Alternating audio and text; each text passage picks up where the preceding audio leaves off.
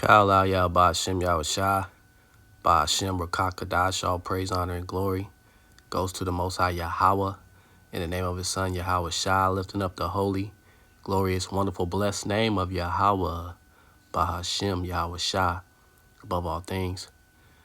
And just coming to you with these article that I come across this morning.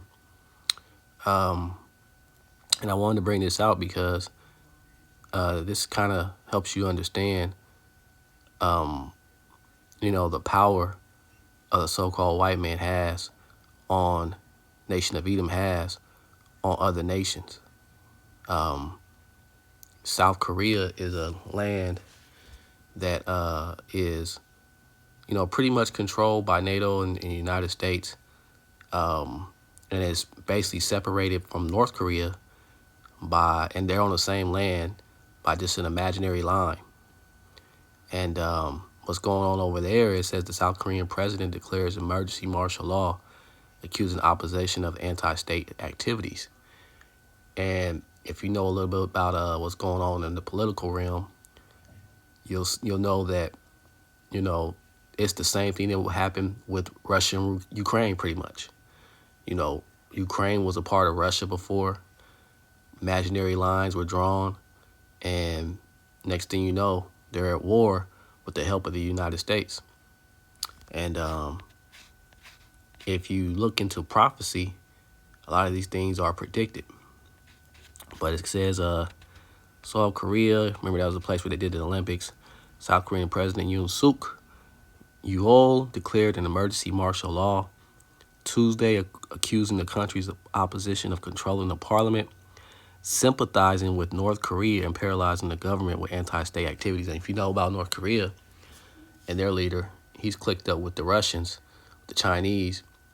And, when you look at it, I don't know if you ever took a chance to took your time to look at the history of what a so-called Ammonite looked like before, or even a Moabite, but they were dark-skinned. But now you see all of them are pretty much light. So a lot of their leaders could be so-called Edomites as well, because they were plundered just like the nation of Israel was and other nations were. A lot of these countries are controlled by so-called Edomites. If you go into a little bit of the history of, let's start off with a scripture. This is 2 Samuel 12:27.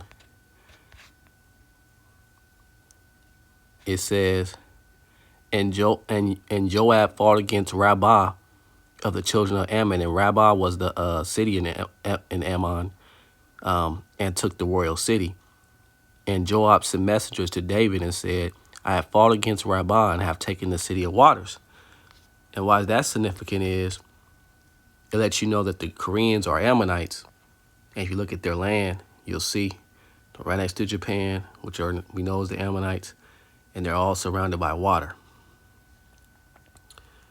If you look at this, it says the relations with the Republic of Korea from NATO, the homepage, it says from 2012, cooperation between NATO and the Republic of Korea was taken forward through an individual partnerships and corruption and cooperation program.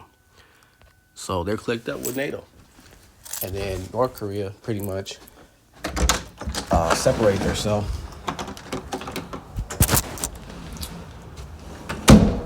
So as you see, so-called United States, Edomites in the United States have put their hold in that land. One more thing I want to look up in the article.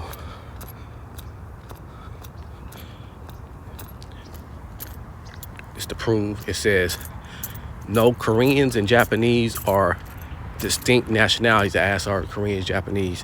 It says, no, Koreans and Japanese are distinct nationalities with their own languages, cultures, and histories. However, the two groups were closely related and share a common ancestor that lived between 3,000 and 3,600 years ago. So we know who they are. They're the Ammonites. Now let's go into prophecy on how a lot of these things are predicted. If you go to Amos 1, in Amos 1, I start in verse 13. It says, "Thus saith Yahweh, for the transgressions of the children of Ammon, and for 4, I will not turn away the punishment thereof, because they have ripped up the women of the child of Gilead." So they were a part of trying to stop our nation from growing. Gilead is a land in the nation of Israel, that they might enlarge their border. They were doing that because they wanted to get bigger. It's like, yeah, it's across the street here. It says, "But I will kindle a fire in the wall of Rabbi." We just mentioned that Rabbi was a city in Ammon. "And it shall devour the palaces thereof with shouting in the day of battle, with the tempest in the day of the whirlwind, and their king shall go into captivity, he and his princes together, saith Yahweh." So, you know, they're always going to have trouble over there. They're always going to have something going on there. It's always going to be a tempest with them because of what, you know, they do to the nation of Israel. So, since they are always going to be on the Lord's hit list, that's why they stay in the news. That's why they stay even relevant. Because you would think that some small place like that wouldn't be as relevant. But the reason why the children of Ammon are always going to be relevant is because of what they did to the nation of Israel. And so the tempest and all the things going on over there are continuing to happen. And then we're going to continue to bring it out so that we can connect it to prophecy.